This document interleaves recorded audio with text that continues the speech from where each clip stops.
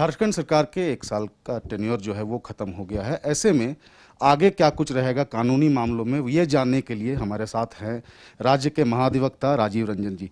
Sir, आपका स्वागत है न्यूजीलैंड पर। सर, सरकार का 1 साल का टेन्योर जो है वो खत्म हो गया, आगे क्या कुछ रहेगा? सर, आपने जो है 1 साल में देखा कि किस तरीके से पेंडेमिक रहा, इसमें क्या कुछ रहेगा? तो पैंडेमिक के पूरे दौरान जो इस साल का जो कार्यकाल रहा है उसमें हमारी माननीय मुख्यमंत्री जी का जो कार्यशैली है और जो हम लोगों ने पैंडेमिक में जो सिचुएशन हम लोगों ने हैंडल किया सरकार की तरफ से, हमारे युवा माननीय मुख्यमंत्री जी का कि पहला ट्रेन हम लोग अपने लेबरर्स के लिए खुद रांची ले आए झारखंड, फ़्लाइट से हम लोगों ने लेबरर्स को लद्दाख से बुलाया, तो उन लोगों को सम्मान दिया, घर घर तक हम लोगों ने खाद्यान्न पहुंचाया। तो इस तरह से ये बहुत ही पहल रहा और इसके लिए हमारे मुख्यमंत्री जी पूरे तौर पे उनका जो कार्य है वो सराहनीय है और पूरे देश में इसकी चर्चा हुई। और जिस तरीके से हम लोगों ने हैंडल किया अभी तक पैंडेमिक, राज्य सरकार ने वो अपने आप में अग्रणी है पूरे राष्ट्र में। सर, इस साल की बात करें तो पेंडेमिक रहा, ऐसे में वर्चुअल कोर्ट जो है वो चला, तो ऐसे में कितना चैलेंजेस रहा और क्या कुछ हुआ कोर्ट में? देखिए, काफ़ी चैलेंजिंग था ये इस साल का जो पैंडेमिक के कारण, और हमारे माननीय उच्च न्यायालय ने भी काफ़ी अपने तरफ से पहल किया। एक वर्चुअल कोर्ट हियरिंग के तौर पे सारी कोर्ट की सुनवाई शुरू हुई। हम लोगों ने यहाँ तक कि अपने समर वेकेशन भी नहीं लिया, समर वेकेशन के दौरान भी हम लोग कार्य करते रहे और वर्चुअल कोर्ट के हियरिंग के माध्यम से बहुत सारे जो केसेस हैं वो निष्पादित हुए हाई कोर्ट में। तो और हम लोग पूरे अगर कंट्री का देखें तो उसमें झारखंड एक अग्रणी राज्य होगा उस मामले में। तो हम लोगों ने काफ़ी इसमें अच्छे तरीके से हैंडल किया है और राज्य सरकार का पूर्ण सहयोग रहा है माननीय उच्च न्यायालय को हमारी तरफ से, और आगे भी रहेगा। और अब आगे हम लोग देखते हैं कि जितना अनलॉक का कितना हम लोग खुलेगा, उसी हिसाब से हम लोग आगे की कार्रवाई हम लोग करेंगे और अपना पक्ष जो है पूर्ण रूप से और मजबूती से रखेंगे राज्य सरकार की तरफ से। और राज्य सरकार भी प्रतिबद्ध है कि जनता के हित में लिए अपने लिए बराबर तत्पर रहेगा। सर, क्या संकल्प है कि अगला बार जो कार्यकाल है अगले बार, उसमें क्या कुछ रहेगा? जैसा मैंने पहला बार कहा था आपको, पहले दिन से ही संकल्प हमारा यही है कि राज्य को की जो नीतियां हैं उसको पूरे तौर पे और स्पष्ट रूप से तरीके से और सुदृढ़ तरीके से हम लोग उसको कोर्ट में रखेंगे मामले को। और उसके लिए हम लोग ने एक अपना यंग टीम भी बनाया है लॉ ऑफिसर्स के पैनल में, उनका बहुत अच्छा योगदान और सहयोग रहा है हमें। तो मुझे लगता है कि हम लोग 2021 हम लोगों के लिए काफ़ी अच्छा और स्वर्णिम होगा। बिल्कुल, तो आपने देखा कि राज्य सरकार के नीतियों को अच्छे तरीके से कोर्ट में रखने की बात महाधिवक्ता ने कही है। सूबे की हेमंत सोरेन सरकार ने अपने कार्यकाल के 1 साल पूरे कर लिए हैं। इस वक्त हमारे साथ बातचीत करने के लिए मौजूद हैं माध्यमिक शिक्षा निदेशक जटाशंकर चौधरी। मैं सीधे उनसे जानता हूं, सर, जो वर्ष 2020 का साल था, ये किस प्रकार का साल था शैक्षणिक कार्य के हिसाब से? देखिए, कोविड के चलते 2020 जो है वो खास करके शिक्षा के क्षेत्र के लिए बड़ा ही चुनौतीपूर्ण रहा और स्कूल हम लोगों को बंद करना पड़ा कोविड के चलते। लेकिन विभाग ने उस कठिन परिस्थिति में भी डिजिटल माध्यम से अपने बच्चों तक पहुंचने का प्रयास किया। प्रत्येक दिन डिजिटल सामग्री जो है वो ऑनलाइन यहाँ से भेजने का व्यवस्था की जा रही थी। व्हाट्सएप ग्रुप बनाया गया, टीचर्स को दीक्षा पोर्टल से जोड़ा गया और भरसक जितनी भी कोशिश की जा सकती है यहाँ के ज्योग्राफिकल स्थिति को देखते हुए और जो भी कनेक्टिविटी, मोबाइल कनेक्टिविटी का इशू है उसको देखते हुए जो भी किया जा सकता है वो करने का प्रयास किया गया। सर, इस कोविड-19 में ऑनलाइन जो आप लोगों का आकांक्षा क्लास है उसकी बड़ी चर्चा रही। गरीब बच्चे के लिए दरवाज़ा खुला इंजीनियरिंग का, मेडिकल का। क्या आने वाले दिनों में क्या इसका विस्तार करने की कोई प्लानिंग है आपकी?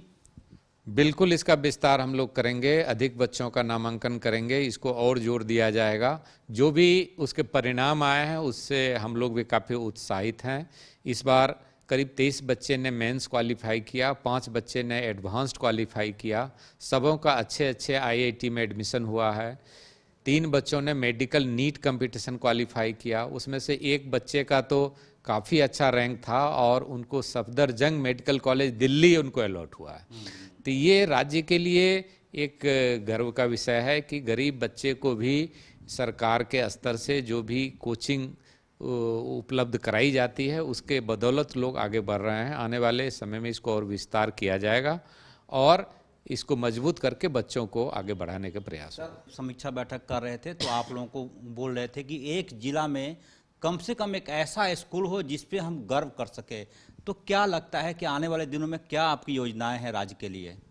बिल्कुल, माननीय मुख्यमंत्री महोदय के आदेशानुसार जो लीडर स्कूल का कॉन्सेप्ट है उसको अमली जामा पहनाने का प्रयास किया जा रहा है और उसकी योजनाएं तैयार हो रही हैं। कैसे वो इम्प्लीमेंट किया जाएगा वो सारे बिंदुओं पर चर्चा हो रही है, उसको कैसे बेहतर बना सकें और ताकि वह इस स्कूल का उदाहरण दिया जा सके कि देखिए सरकारी स्कूल कितना अच्छा चल रहा है। सर, एक और सवाल, कोविड-19 में मिड डे मील के लेकर घर घर तक बच्चों तक उसकी पैसे पहुंच गए, इन तमाम चीज़ों को लेकर आने वाले दिनों में क्या दिखाई पड़ेगा? मिड डे मील बच्चों को खाने के लिए होता है ताकि न्यूट्रिशन उसका सही रहे और स्कूल बंद भी था तो विभाग ने निर्णय लिया कि उसको घर घर तक पहुंचाना है और उसको पहुंचाने का प्रयास किया गया। बिल्कुल, ये थे हमारे साथ माध्यमिक शिक्षा निदेशक जटाशंकर चौधरी जी। साफ शब्दों में बता रहे थे कि 2020 में कई ऐसी योजनाएं थी जिसे अमली जामा नहीं पहनाया जा सके। कोविड-19 का दौर था, स्कूलें बंद थी, कुछ स्कूलों में ऑनलाइन पढ़ाई जरूर हुई। आने वाले दिनों में जटाशंकर चौधरी जी का मानना है कि लीडर स्कूल के कॉन्सेप्ट को बहुत तेजी से अमली जामा पहनाया जाएगा और साथ ही स्कूलों में शिक्षकों की उपस्थिति दर्ज हो, बच्चे अच्छे से पढ़ाई करें, ये इनकी योजना है। लेकिन बहुत कुछ वक्त पर भी निर्भर करता है। उम्मीद की जानी चाहिए कि नए साल में कोविड-19 का दौर एक बार फिर से थमेगा और स्कूल में बच्चों की खिलखिलाहट वैसे ही सुनाई पड़ेगी जैसे आम दिनों में सुनाई पड़ती थी। अलग अलग विभागों के कामकाज की समीक्षा के दौरान हम पहुंचे खाद्य आपूर्ति विभाग, जिसका एक महत्वपूर्ण रोल रहा है खास करके इस कोविड-19 काल में, और गरीबों को भोजन पहुंचाने, उन्हें देने और तरह तरह के इंतजाम कराने में ये विभाग बहुत महत्वपूर्ण भूमिका निभाया है। हमारे साथ हैं विभाग के अपर मुख्य सचिव अरुण कुमार सिंह जी। हम उनसे जानेंगे कि 2020 कैसा रहा इस विभाग के लिहाज से। सर, पहले तो आपका स्वागत है इस कार्यक्रम में। धन्यवाद। ये जैसा ये काल रहा, आप देखें तो फरवरी लास्ट या मार्च से तो शुरू ही हो गया, तो आपके विभाग का काम बहुत टफ था। कितना कर पाए आप? नहीं, जो भी हम लोग का दायित्व था उस दायित्व को हमने पूरा निर्वहन किया। सरकार ने जो भी योजनाएं लागू की, केंद्र सरकार ने, भारत सरकार ने, राज्य सरकार ने, तो उन सभी योजनाओं को हमने पूरी तरह से लागू किया और प्रयास किया कि जनता तक जो भी उनको अनुमान्य सुविधाएं दी जा सकें वो दी। हमने काफ़ी इनिशिएटिव्स भी लिए ताकि हमारे जो ग्रामीण क्षेत्र के नागरिक हैं, शहरी क्षेत्र के नागरिक हैं, जो गरीब हैं, ज़रूरतमंद हैं, बेसहारा हैं, बेरोजगार हैं, उनको कैसे हम राहत प्रदान कर सकें। और इसके लिए हमने करीब 1750 दाल भात केंद्र चालू किए और आज भी करीब 400 दाल भात केंद्र हमारे चल रहे हैं और लगभग 4 करोड़ लोगों ने इन दाल भात केंद्रों में भोजन ग्रहण किया। लगातार हर रोज़ भी करीब 75,000 लोग आज भी दाल भात केंद्र का लाभ उठा रहे हैं। सरकार ने इसको भांपते हुए एक अपनी योजना भी हम लोग लाए हैं, राज्य खाद्य सुरक्षा योजना, जिसके अंतर्गत 15 लाख व्यक्तियों को लाभान्वित करेंगे और 29 दिसंबर से इस योजना का शुभारंभ होने जा रहा है। हरा राशन कार्ड राज्य सरकार ने अपना नई योजना है और इस योजना अंतर्गत 15 लाख लोगों को लाभ मिलेगा। 15 लाख लोगों से करीब 4 लाख परिवारों को इसका लाभ प्राप्त होगा। उन्हें 1 रुपये प्रति किलो की दर से 5 किलो चावल प्रति व्यक्ति वो दिया जाएगा। तो कई ऐसी योजनाएं थी जैसे मुख्यमंत्री दीदी किचन हो, उन सब की भी भूमिका बड़ी रही। हाँ, सभी योजनाओं की भूमिका थी और हमें एक चैलेंज को स्वीकार किया, हमारी पूरी टीम ने चैलेंज को स्वीकार किया और हमारे ज़िले के उपायुक्तों ने कमर कसी, हमारे आपूर्ति तंत्र ने कमर कसी, हमारे जो पीडीएस डीलर्स हैं सभी लोगों ने बहुत तत्परता से कार्य किया। लोगों को उनका अनुमान्य राशन उन्हें मिल जाए, समय पर मिल जाए, किसी घर में कोई कमी नहीं। इसके अलावा और भी व्यवस्था हमने की कि हर पंचायत स्तर पर 10-10 हज़ार रुपया हमने वहाँ के मुखिया को, हर वार्ड स्तर पर 10-10 हज़ार रुपया, ताकि यदि कोई व्यक्ति इन सब व्यवस्थाओं के बावजूद भी अगर वंचित रह जाता है तो उसे आपातकालीन स्थिति में उसे राशन उपलब्ध कराया जा सके और ऐसे व्यक्ति को कालक्रम में उसे राशन कार्ड दे दिया जाए, ताकि फिर भविष्य में इस प्रकार की उसको भुखमरी का सामना न करना पड़े। अब कुछ नई योजनाएं जैसे आप ला रहे हैं, धोती साड़ी योजना, तो वो कब ये ज़मीन पर उतर पाएगी योजना? धोती साड़ी योजना की निविदा आमंत्रित हो चुकी है और जो भी उसका निर्धारित समय है, उस निर्धारित समय के उपरांत जैसी निविदा फाइनल होती है उनको आपूर्ति आदेश दिया जाएगा। उसके बाद विशिष्टियों के अनुरूप धोती साड़ी जो प्राप्त होगी उसका वितरण होगा। ई पॉज मशीन का इस्तेमाल होगा ताकि सभी लोगों को मिले और बायोमेट्रिक हमारे पास डेटा रहे कि हर व्यक्ति को जो भी इसके लिए योग्य था, सुपात्र था, तो हर परिवार को एक धोती और एक साड़ी या एक धोती, एक साड़ी और एक लुंगी। आपका विभाग में भ्रष्टाचार की भी चर्चा होती रहती है कि डीलर्स नहीं देते हैं पर्याप्त, मतलब जितना देना चाहिए, कहीं कहीं पैसा भी ले लेते हैं। इसके लिए क्या हुआ, क्या कार्रवाई कर पाए?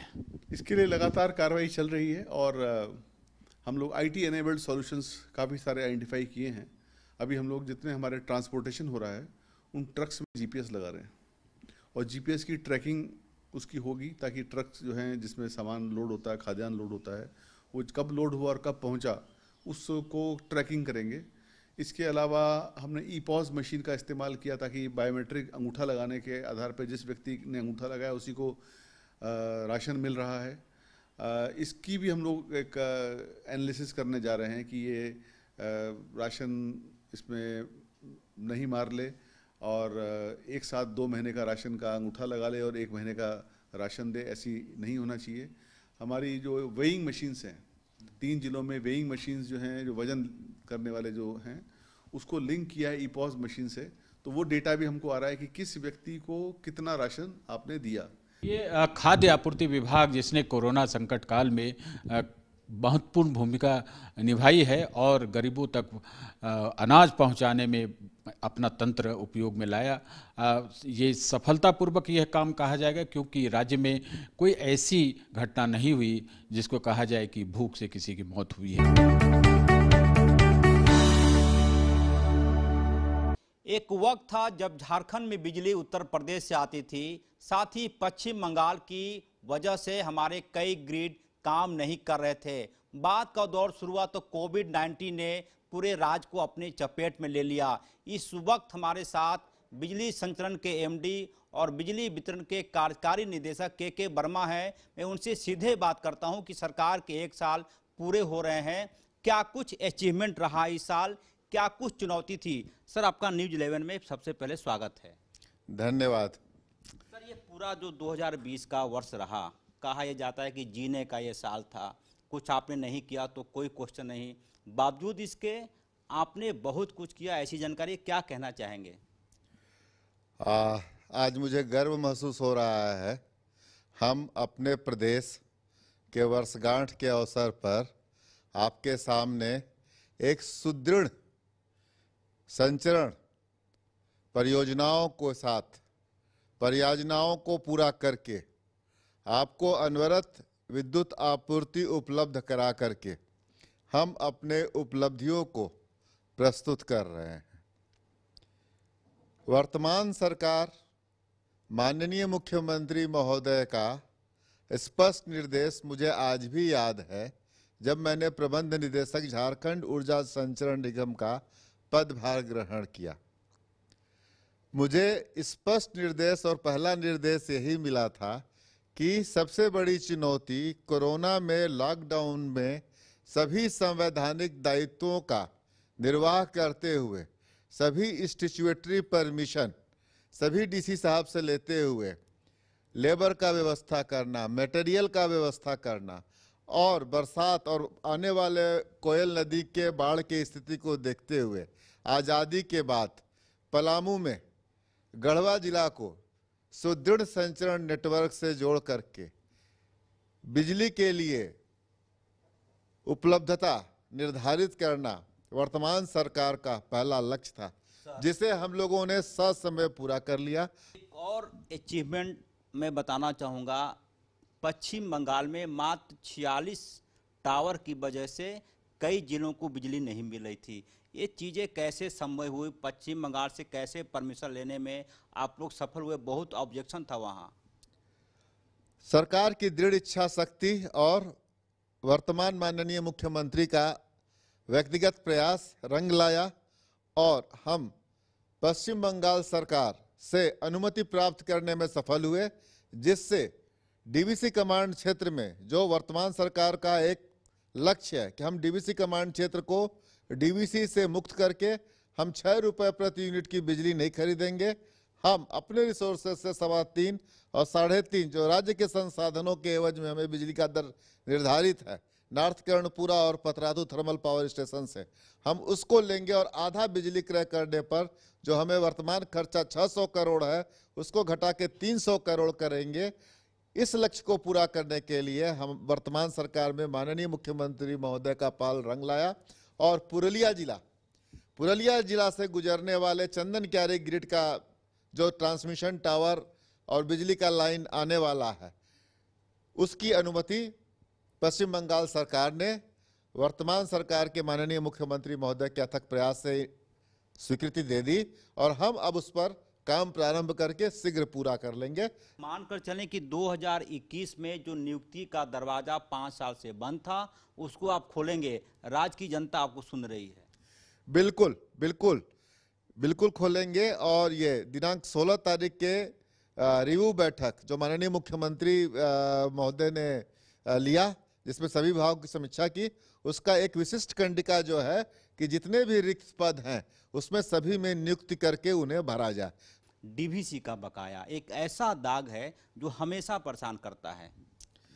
देखिए, मेरा कहना है कि हमारे ऊपर बिजली बिल जो बकाया था इसकी किस्ती केंद्र सरकार ने कर लिया। जब किस्ती हो गया और पहला किस्त जमा हो गया तो डीवीसी को नियमतः रेगुलेशन नहीं करना चाहिए। इस बात को लेकर हम उनसे संपर्क में हैं, हम वार्ता कर रहे हैं और जब हम पैसा दे ही रहे हैं, हमने 50 करोड़ रुपए जैसे ही कोरोना काल से हम उभरे हैं, दिसंबर 2021 में हम उन्हें 50 करोड़ रुपए जो अपने राजस्व वसूली के पैसे हैं उससे उनको भुगतान का व्यवस्था किए और दिए हैं। ये थे हमारे साथ बिजली वितरण के कार्यकारी निदेशक के वर्मा, जो कि बिजली संचरण के एमडी भी हैं। 4 चीजों के बारे में उन्हें खुलकर कहा जो कि नए साल में दिखाई पड़ेंगे। नगर विकास विभाग और आवास विभाग ने क्या किया है इस साल तो कोरोना संकट भी रहा, विभाग के कामकाज पर असर भी पड़ा, लेकिन फिर भी जनता को जानने का हक है कि नगर विकास विभाग ने क्या काम किया है और उनके सचिव की जुबानी हम जानना चाहेंगे कि सरकार की ओर से इन सब योजनाओं पर क्या काम हुआ। सर, आपका स्वागत है इस कार्यक्रम में। धन्यवाद। सर, नगर विकास में जैसा कि नगर का डेवलपमेंट, अर्बन डेवलपमेंट है, तो जाहिर सी बात है कि ये 20 साल का ये राज्य हो गया। इंफ्रास्ट्रक्चर के मामले में कहाँ तक राष्ट्रीय स्तर पर पहुँचा है? नहीं, पिछले 20 सालों में जिस तरह से अर्बनाइजेशन हुआ है झारखंड में, रांची का ग्रोथ या अन्य शहरों का ग्रोथ, उस परिप्रेक्ष्य में यदि हम देखेंगे तो जो डेवलपमेंट पैरामीटर्स हैं वो उस तेज़ी से नहीं विकसित हो पाए हैं। और हम लोग पिछले 1 साल में और आने वाले वर्षों में इस तरह से कार्य योजना पे काम कर रहे हैं कि जो हम लोग का जो औसत है वो राष्ट्रीय औसत के कहीं आसपास पहुंच जाए, चाहे वो सड़कों के बारे में हो, चाहे वो पेयजल के बारे में हो, सफाई के बारे में हो, या बहुत सफाई सेप्टे सीवरेज के बारे में हो, या ट्रैफिक के बारे में हो। सभी में राष्ट्रीय औसत जो हमारा है उन मानकों तक हम लोग कैसे पहुँचे, उसके लिए हम लोग कार्य योजना तैयार कर रहे हैं और उसको बनाकर हम लोग उसके आधार पर काम करेंगे। जैसे शहरी क्षेत्रों में मोटे तौर पर लोग इस चीज़ का आकलन करते हैं कि सड़कें कैसी है, चौड़ी सड़क होनी चाहिए, जाम ना लगे और अच्छी सड़क हो, लोग कि मूवमेंट में कहीं कोई परेशानी नहीं हो। तो ये कॉन्सेप्ट पर कितना काम हो रहा है या हुआ है इस साल? देखिए, इस साल तो मोस्टली हम लोग का जो वर्किंग पीरियड था वो शुरू में कोरोना के कारण, फिर उसके बाद बरसात के कारण, तो काफ़ी कम समय हम लोगों को मिला है। परंतु हम लोगों ने उसका सदुपयोग योजनाओं के सूत्रण पे किया है। अच्छा, सीवरेज ड्रेनेज की समस्या से ये रांची जूझ रही है काफ़ी समय से, और कई अन्य ज़िले भी होंगे इस श्रेणी में।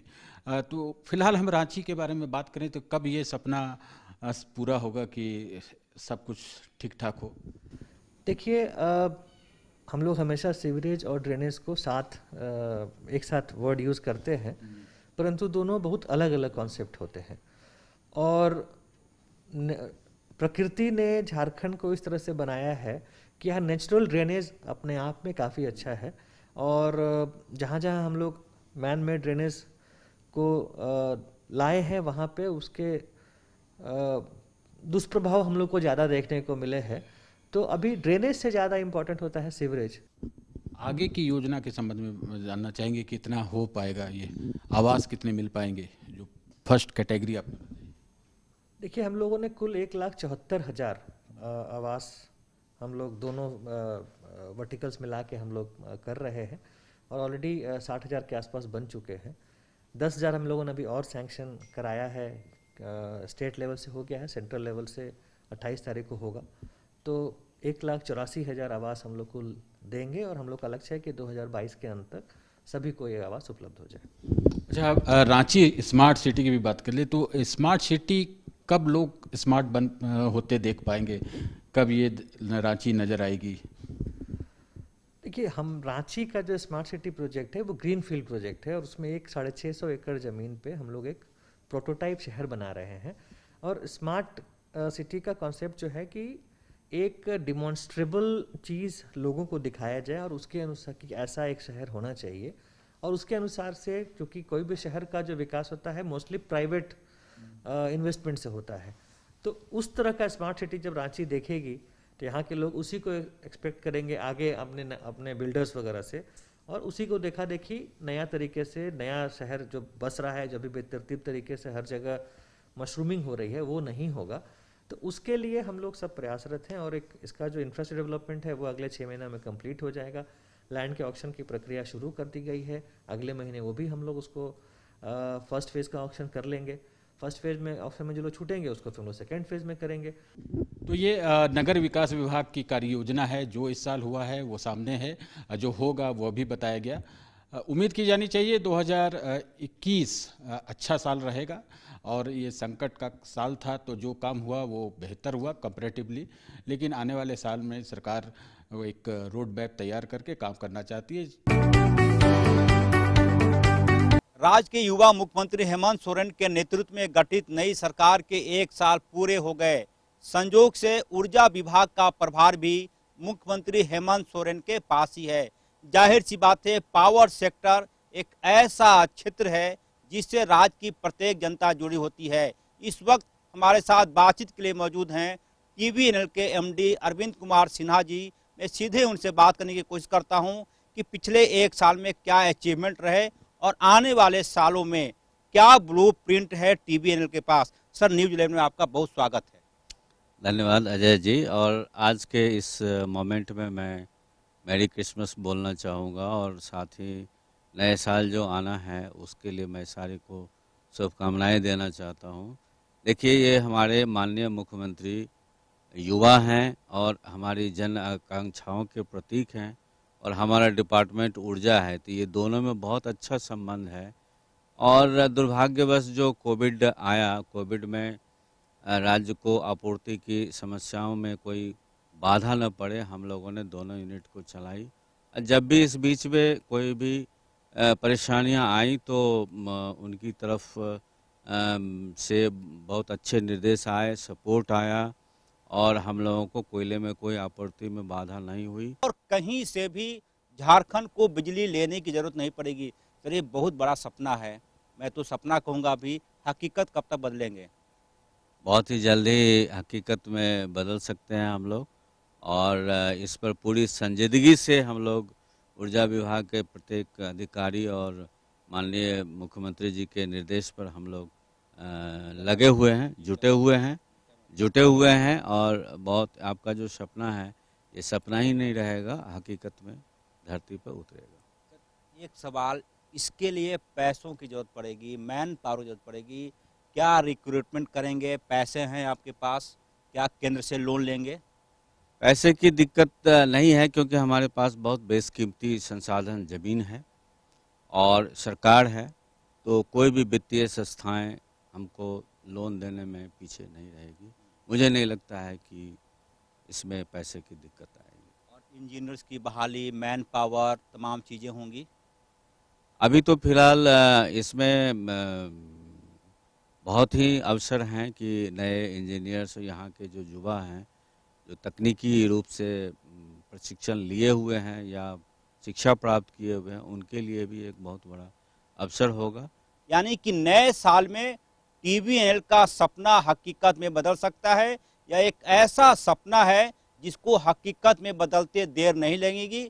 सिर्फ थोड़ी सी मेहनत राज्य सरकार को करनी होगी और थोड़ा ऊर्जा TVNL के अधिकारियों को लगाना होगा। पैसे की कोई कमी नहीं है। यदि ऐसा हो जाता है तो आप यकीनी तौर पे समझिए कि 1700 से ज़्यादा मेगावाट की बिजली अकेले TVNL देने में सक्षम होगा, और उसके बाद तब शायद DVC का जो आतंक है झारखंड के ऊपर, उस पर लगाम लग सकता है।